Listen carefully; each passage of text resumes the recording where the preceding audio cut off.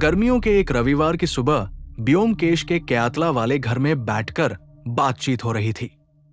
कमल बाबू के चेहरे की बनावट लड्डू गोपाल जैसी थी, लेकिन हाव भाव तेज तर्रार एवं बुद्धिमान व्यक्ति का था। उन्होंने हंसकर एक सिगरेट लेकर सुलगाया, फिर अपनी कहानी शुरू की। मेरा नाम कमल कृष्ण दास है। पास में ही भारत केंद्रीय बैंक की शाखा है। मैं वही का कैशियर हूं।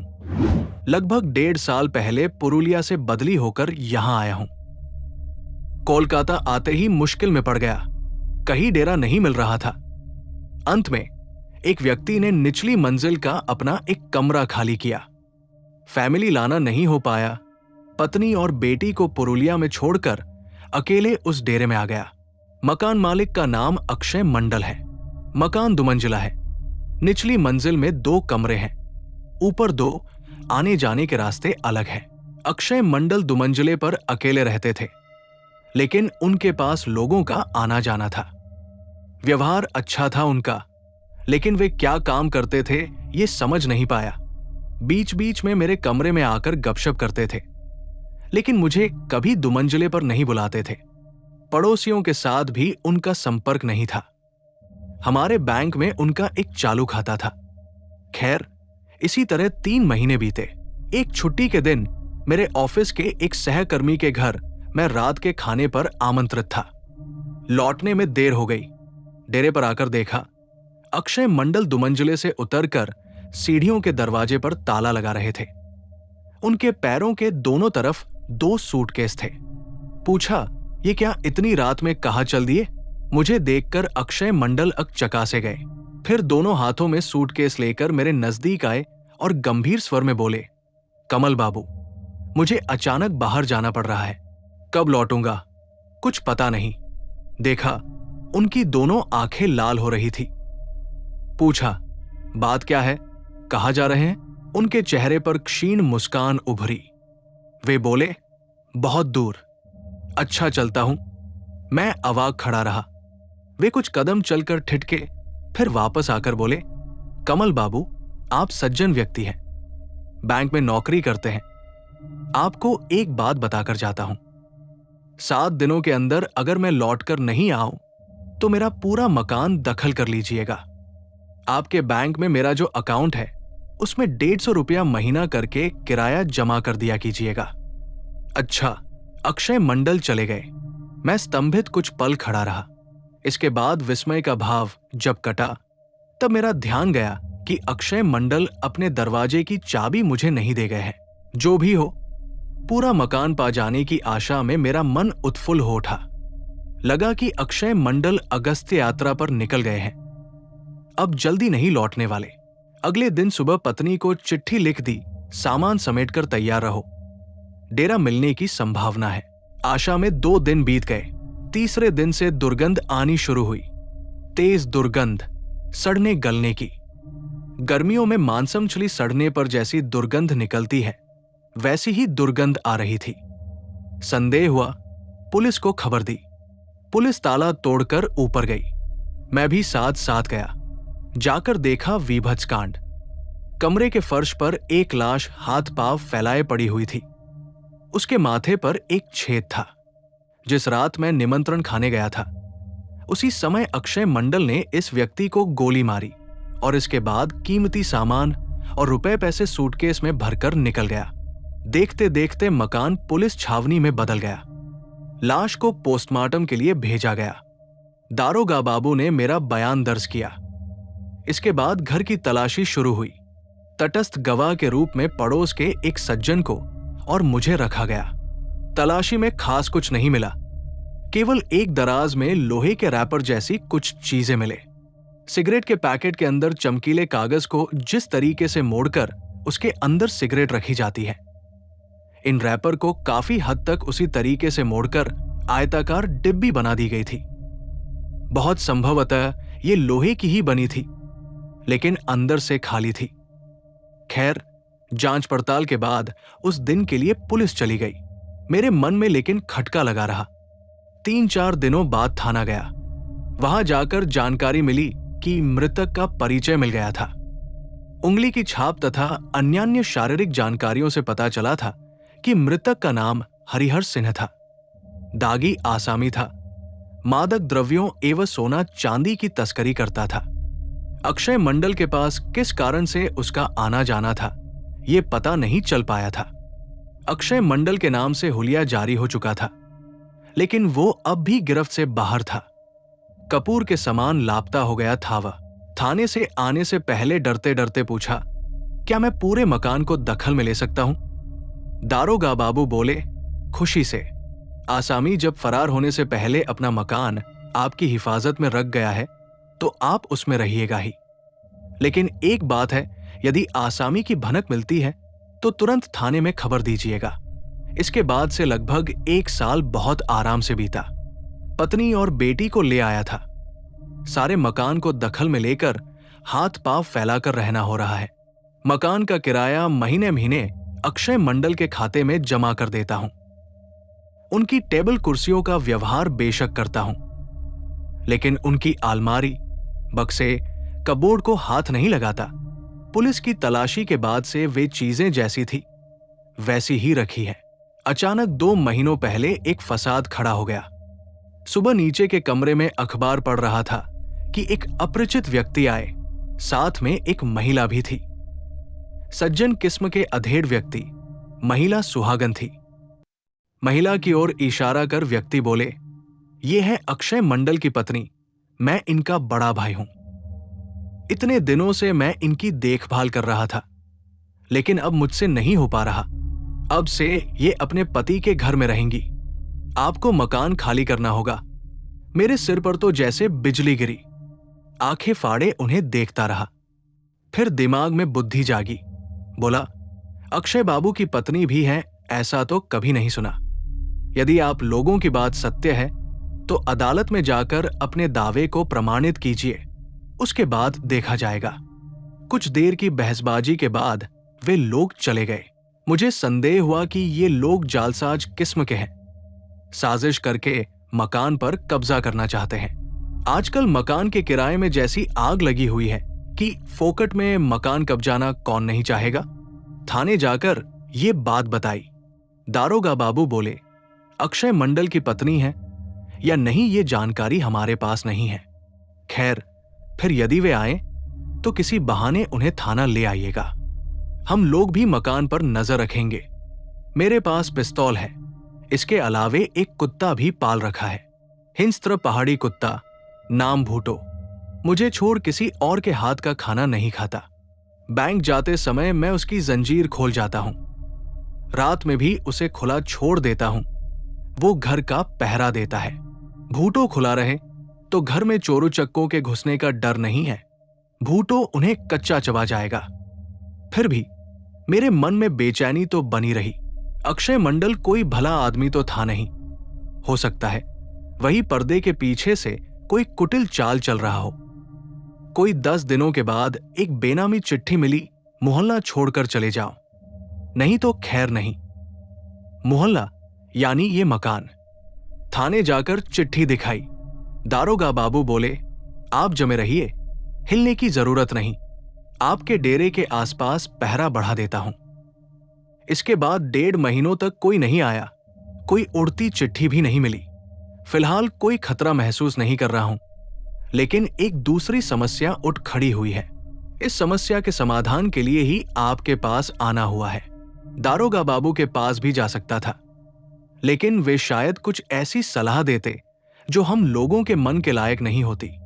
मामला यह है कि बैंक में मेरी 1 महीने की छुट्टी जमा हो गई है। मेरी पत्नी बहुत दिनों से तीर्थ पर जाना चाहती है, वही हरिद्वार, ऋषिकेश इत्यादि। मेरे एक सहकर्मी भी छुट्टी लेकर यात्रा पर निकल रहे हैं। कुंडू ट्रैवल से टिकट उन्होंने बनवा लिए हैं और हमें भी साथ चलने कह रहे हैं। 2 परिवार साथ रहने से बहुत सुविधा हो जाती है। मेरी पत्नी बहुत उत्साहित है। उत्साह मेरा भी कम नहीं है, लेकिन जाने से मकान में ताला लगाकर जाना होगा। भूटो को भी 1 महीने के लिए किसी कैनल में छोड़ जाना होगा। मकान असुरक्षित रह जाएगा। मान लीजिए कि इसी दौरान अक्षय मंडल की पत्नी यानी वही महिला ताला तोड़कर मकान पर दखल कर लेती है, तो मैं क्या करूंगा? अक्षय मंडल की मौखिक अनुमति के अलावे मेरा तो कोई हक नहीं बनता। फिलहाल तो मैं दखल में हूं। मुझे बेदखल करने के लिए उन्हें अदालत में जाना होगा, लेकिन वे लोग अगर दखल कर लें तो मैं कहां जाऊंगा? यही मेरी समस्या है, बिल्कुल घरेलू समस्या। आपके निरीक्षण के लायक नहीं है। फिर भी रथ भी देख लूं और केले भी बेच लूं, इसी उम्मीद से आपके पास आया हूं। अब बताइए कि मकान छोड़कर तीर्थयात्रा पर जाना मेरा उचित होगा या नहीं? ब्योमकेश गाल पर हाथ रखकर कुछ देर बैठे रहे, फिर बोले, आपको तीर्थयात्रा से रोकना पाप होगा। दूसरी तरफ मकान का हाथ से निकल जाना भी वांछनीय नहीं है। आपके जान पहचान वालों में से ऐसा मजबूत आदमी क्या कोई नहीं है जिसे घर में रखकर आप तीर्थयात्रा पर जा सके? कहा, ऐसा तो कोई नहीं दिख रहा। सबका अपना घर संसार है। जिनका नहीं है उन्हें बुलाने की हिम्मत नहीं पड़ती, कहीं नहर बनाकर, मगर बुलाने वाली बात ना हो जाए। तो चलिए आपका डेरा देख आता हूं। ब्योमकेश उठ खड़े हुए। कमल बाबू की आंखें खुशी से चमक उठीं। चलिएगा? अहो भाग्य! चलिए चलिए, ज्यादा दूर नहीं है, थोड़ा सा बैठिए। ज्यादा दूर न होने पर भी धूप बहुत तेज है, एक छाता ले आता हूं। ब्योमकेश अंदर जाकर छाता ले आए। ये ब्योमकेश का प्रिय छाता था, अतिशय जीर्ण शीर्ण, लोहे की डंडी और कमानियों में जंग लगा हुआ, कपड़ा विवरण एवं बहुत छिद्रयुक्त। इस छाते को तानकर खुद को अदृश्य रखते हुए संदेहजनक व्यक्ति का अनुसरण किया जा सकता था। इसके छिद्रों से बाहर के व्यक्ति दिखाई पड़ते थे, लेकिन बाहर का व्यक्ति छाताधारी का चेहरा नहीं देख पाता था। सत्यान्वेषी के लिए उपयुक्त छाता। चलिए। कमल बाबू का डेरा ब्योमकेश के घर से 5 मिनट के पैदल रास्ते पर था। कभी कभार इस रास्ते से गुजरते हुए वो मकान ब्योमकेश की नजरों में पड़ा था। छोटा दुमंजिला मकान था, लेकिन एक विशेषता के चलते ध्यान अपनी ओर खींचता था। सारी छत लोहे के डंडों और जालियों से ढकी हुई थी, जैसे लोहे का एक विशाल पिंजड़ा हो। बाहर से किसी भी तरीके से छत पर नहीं जाया जा सकता था। आइए। छाता मोड़कर ब्योमकेश ने घर में प्रवेश किया। कमल बाबू पहले उन्हें निचली मंजिल के बैठने वाले कमरे में ले गए। वहां दरी बिछे एक तख्तपोश और कैनवस की 2 कुर्सियों के सिवा खास कुछ नहीं था। ब्योमकेश ने कमरे में चारों तरफ नजर दौड़ाई, मानो वे कोई सुराग खोज रहे हों, लेकिन नग्न प्राय इस कमरे में कोई संकेत नहीं मिला। वे बोले, निचली मंजिल में एक और कमरा है ना? है। वो कमरा अक्षय मंडल के समय में व्यवहार में नहीं था। मैंने उसे रसोई घर बना रखा है। देखना है? जरूरत नहीं। आपकी पत्नी शायद वहां खाना वाना पका रही होंगी। चलिए ऊपर वाली मंजिल देख ली जाए। चलिए। कमरों से लगे एक संकरे बरामदे के अंत में ऊपर जाने के लिए सीढ़ियां, सीढ़ियों के अंत में दरवाजा। दरवाजे के ऊपर दीवार पर घोड़े के खुरों की नाल जैसी एक चीज 3 किलो में अटकाई हुई थी। ब्योमकेश ने कुछ पलों तक उस चीज को देखने के बाद छाता उठाकर उसकी ओर इशारा करते हुए कहा, वह क्या है? वो घोड़े की नाल है। विलायती कुसंस्कार के अनुसार दरवाजे के ऊपर घोड़े की नाल टांग कर रखने से ढेरों पैसे आते हैं। ब्योमकेश के छाते की डंडी की नोक नाल से चिपक गई थी। उसे खींचकर अलग करते हुए वे बोले, इसे आपने टांगा है क्या? नहीं, अक्षय मंडल के समय से है।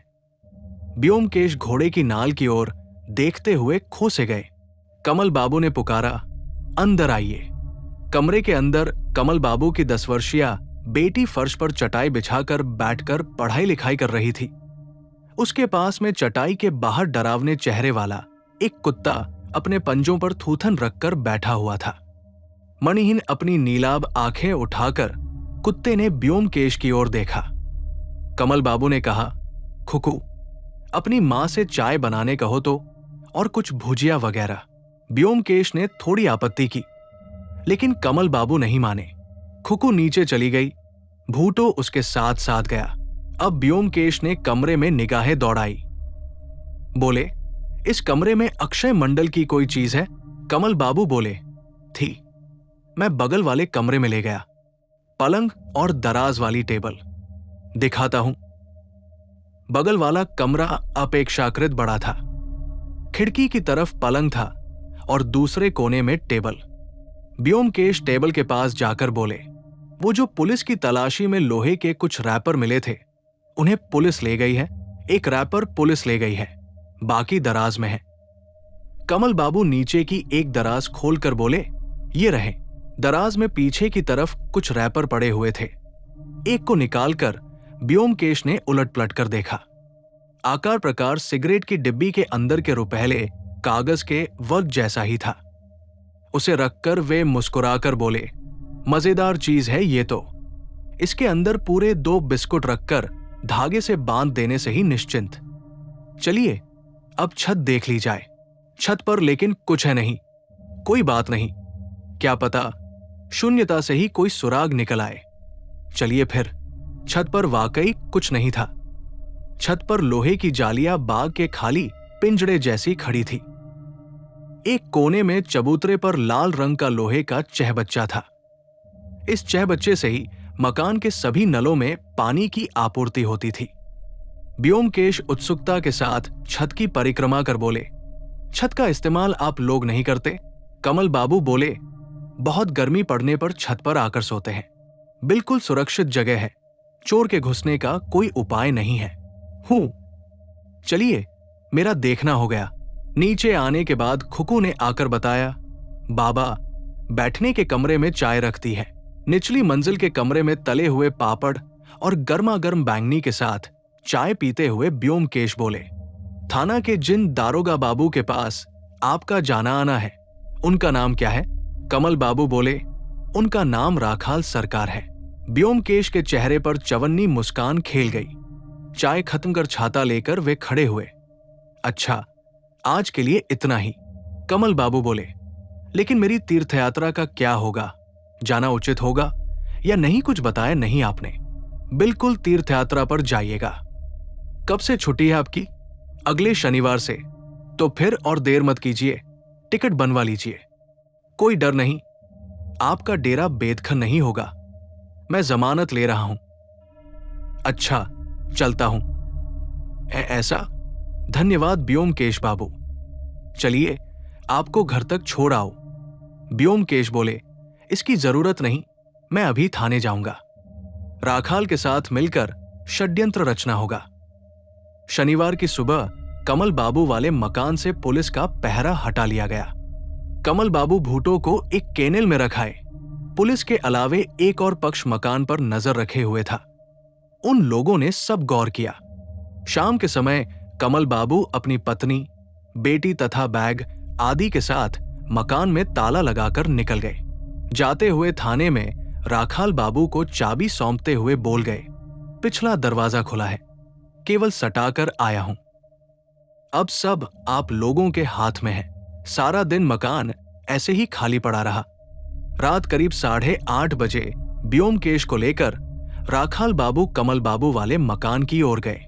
दोनों की ही जेबों में पिस्तौल और टॉर्च थी। रेकी पहले से की हुई थी। पड़ोस के एक मकान की चारदीवारी फाद कर दोनों पिछले दरवाजे से कमल बाबू वाले मकान में दाखिल हुए। फिर पिछले दरवाजे को बंद कर दबे पाव दोनों सीढ़ियां चढ़कर 2 मंजिले पर आ गए। कान लगाकर सुना, मकान निस्तब्ध था। राखाल बाबू ने क्षण भर के लिए टॉर्च जलाकर दरवाजे की चौखट के ऊपर देखा। घोड़े की नाल यथास्थान लटकी हुई थी। फिर वे फुसफुसाकर बोले, छत पर जाकर इंतजार करना ही शायद ठीक रहेगा।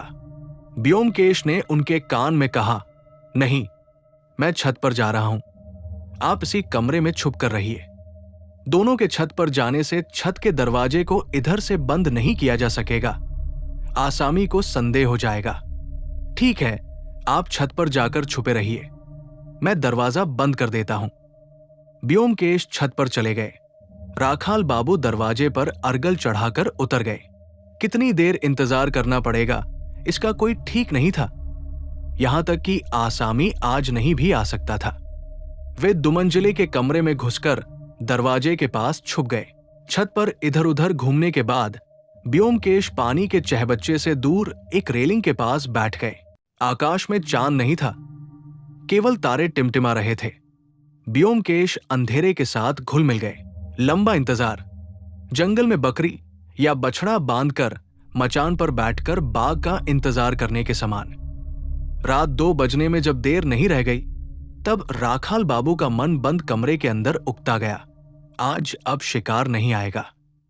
ठीक उसी समय उन्हें दरवाजे के बाहर हल्की सी आहट सुनाई पड़ी। पल भर में उनकी मांसपेशियां तन गई। बिना आवाज किए उन्होंने पिस्तौल निकाल ली। जो आदमी दबे पाव मकान में प्रवेश कर सीढ़ियां चढ़कर ऊपर आया था, उसके बाएं हाथ में कैनवस का एक थैला था और दाहिने हाथ में थी एक छड़ी जिस पर लोहा मढ़ा हुआ था। छड़ी के सिरे पर 3 हाथ लंबा मुगा रेशम का धागा बंधा हुआ था। मछली पकड़ने की बंसी में जिस तरह धागा बंधा होता है, उसी तरह आदमी ने दरवाजे की चौखट के ऊपर छड़ी बढ़ाकर घोड़े की नाल को उतार लिया। फिर मुगे के धागे के सिरे पर उसे बांध दिया। इसके बाद 3 मंजिले की सीढ़ियां चढ़कर वो छत पर गया। मकान में 2 आदमी घात लगाए बैठे हुए हैं, ये वो नहीं जान पाया। छत के दरवाजे पर हल्की आहट सुनकर ब्योमकेश चौकन्ने होकर बैठ गए। तारों की रोशनी में एक आदमी का साया नजर आया। सीधे पानी की टंकी के पास जाकर रेलिंग के सहारे वो टंकी के ऊपर चढ़ गया। धातु की आवाज सुनाई पड़ी। टंकी का ढक्कन खोलकर उसने अलग रखा। इसके बाद लाठी के सिरे पर धागे से बंधे घोड़े की नाल को उसने पानी में डुबा दिया। वो आदमी मानो धुंधले अंधेरे में बैठकर बंसी से छोटी मछलियां पकड़ रहा था। बंसी डुबा और निकाल रहा था। मछलियों को बैग में डालकर फिर बंसी डाल रहा था। 20 मिनट बाद मछलियां पकड़ना बंद कर वो आदमी टंकी से उतर आया। एक हाथ में बैग और दूसरे हाथ में बंसी लेकर उसने जैसे ही कदम बढ़ाया, उसके चेहरे पर भगसे टॉर्च की रोशनी जल उठी और ब्योमकेश की व्यंग्योक्ति सुनाई पड़ी। अक्षय मंडल, हो गया मछली पकड़ना। अक्षय मंडल खाकी पैंट और हाफ शर्ट पहने था। काला मोटा चेहरा। आंखें फाड़कर देखते हुए उसने धीरे धीरे थैले को नीचे रखा। फिर फुर्ती से उसने हाथ जेब में डाला। इसी के साथ ब्योमकेश की टॉर्च गदे के समान उसके जबड़े से टकराई। अक्षय मंडल छत पर चित गिर गया। राखाल बाबू नीचे से छत पर आ चुके थे। वे अक्षय मंडल के सीने पर सवार होकर बोले, ब्योमकेशदा, इसकी जेब में पिस्तौल है, निकाल लीजिए। ब्योमकेश ने अक्षय मंडल की जेब से पिस्तौल निकालकर अपनी जेब में रख ली। राखाल बाबू आसामी के हाथों में हथकड़ियां पहनाकर बोले, अक्षय मंडल, हरिहर सिंह की हत्या करने के जुर्म में तुम्हें गिरफ्तार करता हूं। ब्योमकेश ने अक्षय मंडल के थैले से लोहे के कुछ गीले पैकेट निकालकर उन पर टॉर्च की रोशनी डाली। वाह, यही तो जो सोचा था वही है। लोहे के रैपर के अंदर चमचमाते विदेशी सोने के बिस्कुट। अगले दिन सुबह सत्यवती ने ब्योमकेश से कहा, भलाई चाहते हो तो बता दो कि कल की रात कहाँ बिताई। ब्योमकेश कातर स्वर में बोले, दुहाई धर्मावतार, राखाल गवाह है, मैंने कोई कुकर्म नहीं किया है। शराबी का गवाह साकी। पूरी कहानी बताओगे? बताऊंगा, लेकिन पहले एक और प्याली चाय देनी होगी। एक प्याली चाय पीकर रात जागने की थकान नहीं उतरी। सत्यवती एक और प्याली कड़क चाय लाकर ब्योमकेश के सामने कुर्सी पर बैठकर बोली, अब बताओ, टॉर्च कैसे टूटी? मारामारी किए थे? ब्योमकेश बोले, मारामारी नहीं, केवल मारा। चाय की एक चुस्की लेकर उसने बताना शुरू किया। अक्षय मंडल ने सोने की तस्करी में बहुत रुपए कमाए थे। अपनी जरूरत के हिसाब से अच्छे मोहल्ले में एक मकान बनवाया था और उसकी छत को लोहे के खंभों और जालियों से ऐसे ढाप दिया था कि उस तरफ से चोर अंदर नहीं आ सकते थे। छत को सुरक्षित करने के पीछे उसका खास मकसद था। अक्षय मंडल का पेशा था भारत के बाहर से तस्करी का जो सोना आता था उसे जमा करना और मौका लगने पर उसे बाजार में उतारना। वो घर में ही सोना रखता था, लेकिन लोहे के संदूक में नहीं। सोना छुपाकर रखने का उसने एक विचित्र तरीका खोज निकाला था। अक्षय मंडल घर में अकेला रहता था। उसकी पत्नी है कि नहीं, इसका पता अभी तक नहीं चल पाया है। वो मोहल्ले वालों से ज्यादा मिलता जुलता नहीं था, लेकिन बाद में कभी पड़ोसी उस पर शक करें, इसलिए कमल दास नाम के एक सज्जन को उसने निचली मंजिल का एक कमरा किराए पर दे रखा था। बाजार में सोना उतारने के लिए उसने कुछ आदमी रख रखे थे, जिनमें से एक का नाम हरिहर सिंह था। हरिहर सिंह शायद अक्षय मंडल को धोखा दे रहा था। एक दिन दोनों के बीच झगड़ा हुआ। गुस्से में आकर अक्षय मंडल ने हरिहर सिंह की हत्या कर दी। इसके बाद जब गुस्सा शांत हुआ, तब वो सोचने लगा कि लाश का क्या किया जाए। अकेला आदमी था वो। शरीफों के मोहल्ले से लाश को हटाना आसान नहीं था। उसने तय किया, लाश पड़ी रहे, घर में जितना सोना है वही लेकर वो लापता हो जाएगा। लेकिन सारा सोना वो नहीं ले जा पाया। सोना बहुत भारी धातु है, लोहा से भी भारी। तुम स्त्रियां सारे शरीर पर सोने के गहने लादे फिरती हो, लेकिन सोने का भार कितना है ये कभी समझ नहीं पाती हो 10 हाथ के कपड़े में। सत्यवती बोली, ठीक है, आगे बताओ। अक्षय मंडल के लापता होने के कुछ दिनों बाद लाश का पता चला। पुलिस आई, लेकिन हत्या का राज नहीं खुला। हत्या अक्षय मंडल ने की थी, इसमें कोई संदेह नहीं था, लेकिन वो लापता था। कमल बाबू ने सारे मकान को अपनी दखल में ले लिया। अक्षय मंडल जरूर कोलकाता में ही कहीं छुपा हुआ था। कुछ महीने वो चुपचाप रहा, लेकिन घर में जो सोना छुपा हुआ था, जिसे वो नहीं ले जा पाया था, उसे तो हासिल करना ही था। काम आसान नहीं था। कमल बाबू की पत्नी और बेटी हमेशा घर में रहती थी। इसके अलावे एक भयंकर कुत्ता भी था। अक्षय मंडल ने सोच विचार कर एक चाल चली। एक महिला को अपनी पत्नी बनाकर और अपने एक शागिर्द को उसका भाई बनाकर अक्षय मंडल ने उन्हें कमल बाबू के पास भेजा। पत्नी के लिए मकान खाली करना होगा। अक्षय मंडल फरार हत्यारा हो सकता था, लेकिन उसकी पत्नी ने तो कोई अपराध नहीं किया। कमल बाबू लेकिन राजी नहीं हुए, उनको उल्टे पांव लौटा दिया। तब अक्षय मंडल ने बेनामी चिट्ठी लिखकर डराना चाहा, लेकिन इसका भी फल नहीं निकला। कमल बाबू डटे रहे। अक्षय मंडल ने तब दूसरा रास्ता चुना। मेरा मानना है कि बैंक का जो सहकर्मी कमल बाबू को तीर्थयात्रा पर चलने के लिए उकसा रहा था, उसके साथ अक्षय मंडल का संपर्क है। 2-4 दिनों के लिए भी अगर कमल बाबू को सपरिवार मकान से अलग किया जा सकता, तो अक्षय मंडल का काम बन जाता। काम उसका बन ही रहा था, लेकिन एक कारण से कमल बाबू के मन में खटका लगा। मकान यदि हाथ से निकल जाए। वे मेरे पास परामर्श लेने आए। उनकी कहानी सुनकर मुझे उस मकान पर संदेह हुआ। मैं मकान देखने गया। देखने में हर्ज क्या था, क्या पता कोई सुराग हाथ लग ही जाए। गया उस मकान में। धूप तेज थी, सो छाता लेकर गया था। दुमंजिले पर जाकर देखा, दरवाजे के ऊपर घोड़े की एक नाल 3 कीलों पर अटकाई हुई थी। सरसरी निगाह से देखने पर बेशक ये घोड़े की नाल ही लग रही थी, लेकिन इसकी बनावट घोड़े की नाल से जरा अलग थी। मैंने छाते को उसकी तरफ बढ़ाया। छाता अपने आप खिंचकर घोड़े की नाल से चिपक गया। समझ गया कि मेरा संदेह सही था। घोड़े की नाल नहीं, एक अच्छा खासा शक्तिशाली चुंबक था। ये छाते की लोहे की डंडी को नजदीक पाकर उसने खींच लिया था। पूछ कर जाना कि चुंबक अक्षय मंडल के समय का है। दिमाग में सवाल उठने लगे, क्यों? अक्षय मंडल चुंबक से क्या करता है? दरवाजे के ऊपर लटका कर रखा ही क्यों है, जिससे कि ये घोड़े की नाल जैसा लगे? याद आया, पुलिस की तलाशी में लोहे के बने कुछ रैपर या डिब्बियां मिली थी। रहस्य क्रमशः साफ होने लगा। इसके बाद जब जालियों से घिरी छत पर जाकर पानी की टंकी को देखा, तब कुछ भी समझना बाकी न रहा।